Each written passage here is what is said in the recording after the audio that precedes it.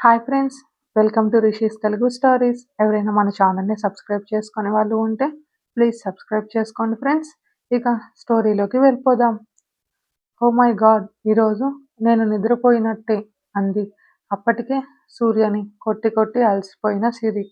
ఇక చాలు ఆపు, ఎంతసేపు కొడతావు అంటూ సిరిని వెనుక నుంచి హత్తుకున్నాడు సూర్య. ఇది రోడ్ బాబు అంది సూర్య చేతుల్లో నుంచి దిగి సిరి. సో వాట్ అంటూ సిరిని దగ్గరకు లాక్కొని నడుస్తూ వెళ్లారు. ఎలాంటి సినిమాలకు తీసుకువెళ్లాలో కూడా తెలీదా అంది సిరి చిరుకోపంగా. ప్రామిస్, బాగుందనుకునే బుక్ చేశా. నువ్వింత భయపడతావని అనుకోలేదురా అన్నాడు సూర్య నిజం చెబుతూ. మరి నీ ఎక్స్ని బాగా తిప్పావా అంది సిరి మూతి తిప్పుతూ. ఇప్పుడు ఆ విషయం ఎందుకు అన్నాడు సూర్య విసుగ్గా. అడిగిన దానికి ఆన్సర్ చెప్పు అంది రోడ్పై ఆడుతూ నడుస్తూ సిరి. అప్పుడు కూడా ఇలానే కార్టూన్ అనిమల్స్ మూవీకి తీసుకెళ్ళా. అప్పటి నుంచి తనే వేరే మూవీస్కి నా మొబైల్లో బుక్ చేసేది అన్నాడు సూర్య. నడుస్తున్న సిరి ఆగి, వేరే సినిమాలు అంటే అలాంటివా అంది నడుముపై చేయి వేసుకొని. అలాంటివా అంటే కొంచెం అటు ఇటు అంతేలే అన్నాడు సూర్య చిన్నగా. హా, వాడేసిందిరా అబ్బాయి, నిన్ను ఫుల్గా వాడేసింది అంది సిరి నవ్వుతూ.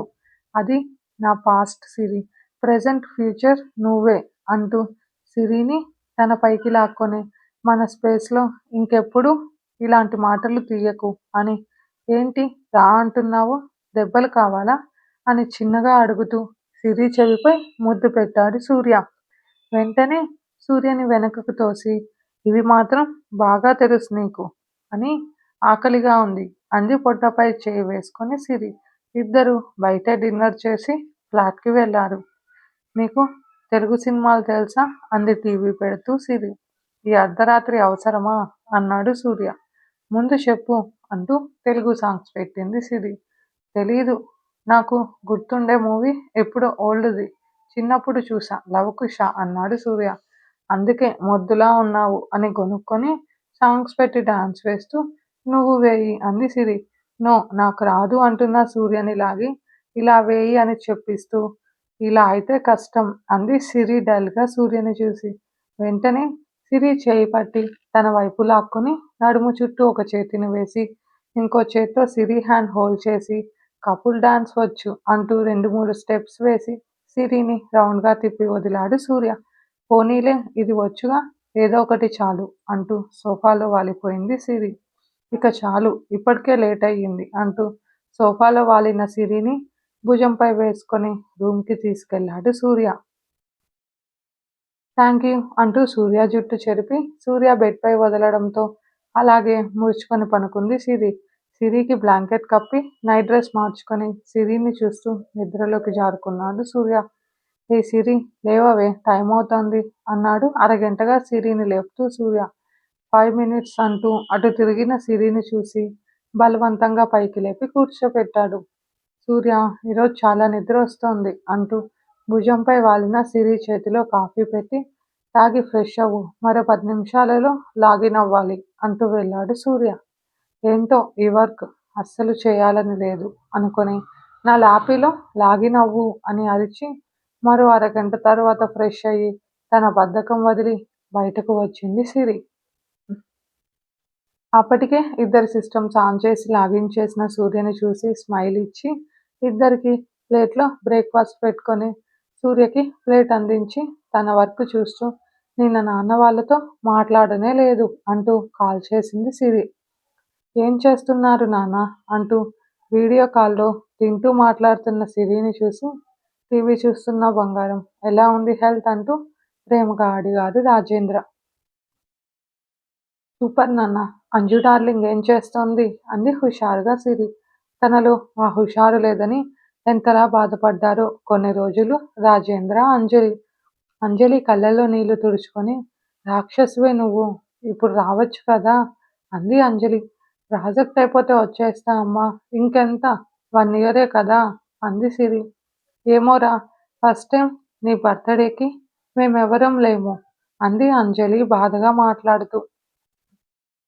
దాంతో సిరి కూడా బాధపడుతూ, మీరు రండి మా ఇక్కడికి, అందరూ ఇక్కడ ఒక వారం ఉండి వెళ్ళండి అంది దిగులు పడుతూ సిరి.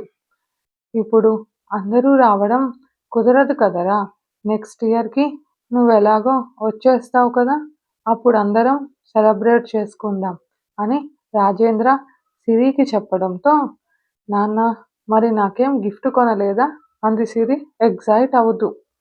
లేదురా, నెక్స్ట్ టైం ఇప్పుడు అప్పుడు కలిపి మర్చిపోలేని గిఫ్ట్ ఇస్తాను నీకు అన్నాడు రాజేంద్ర.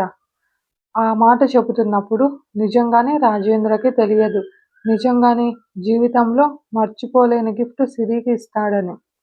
పో నాన్న, నాతో మాట్లాడకు అంటూ ఫోన్ కట్ చేసి యష్ వాళ్ళతో మాట్లాడి నీరజ వాళ్ళతో కూడా మాట్లాడి మరో గంటకి ఫోన్ పెట్టి తననే సీరియస్గా చూస్తున్న సూర్యను చూసి సారీ అంటూ వర్క్లో పడింది సిరి.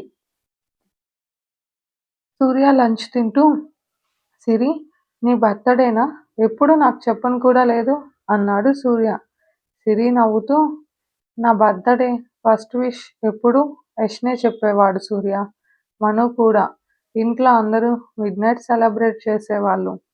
ప్రతి సంవత్సరం కొత్తగా గిఫ్ట్లు ఇచ్చే నాన్న, ప్రేమగా నాకు ఇష్టమైనవి వండి పెట్టే అమ్మ, నాకు విలువ తెలిసేలా గిఫ్ట్ ప్రజెంట్ చేసేవాడు మామ, తన ప్రేమతో ఊపిరాడనివ్వని అత్త, ఆ రోజు తన ఫుల్ టైం నాకు ఇచ్చేసే యష్, అదో పండగలా మురిసిపోయే మను అంది కళ్ళల్లో నీళ్లు కారుతుంటే హ్యాండ్ వాష్ చేసుకొని రూమ్కి వెళ్ళిపోయింది సిరి.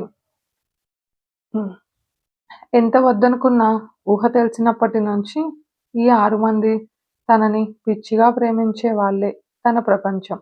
ఒక్కసారిగా తన ప్రపంచంని విడిచి కొత్త ప్రపంచంలోకి వచ్చిన సూర్య ప్రేమలో బయట ప్రపంచం తెలుసుకుంది సిరి. కానీ తన వాళ్ళని అంత ఈజీగా మరిచి నార్మల్ అవ్వలేకపోతోంది. 10 నిమిషాల తర్వాత సూర్య పిలవడంతో ఫేస్ వాష్ చేసుకొని బయటకు వచ్చింది సిరి. పోనీ వెళుతావా ఇండియాకి, ఎల్లుండి నీ బర్త్డేకి చేరుకుంటావు అన్నాడు సూర్య.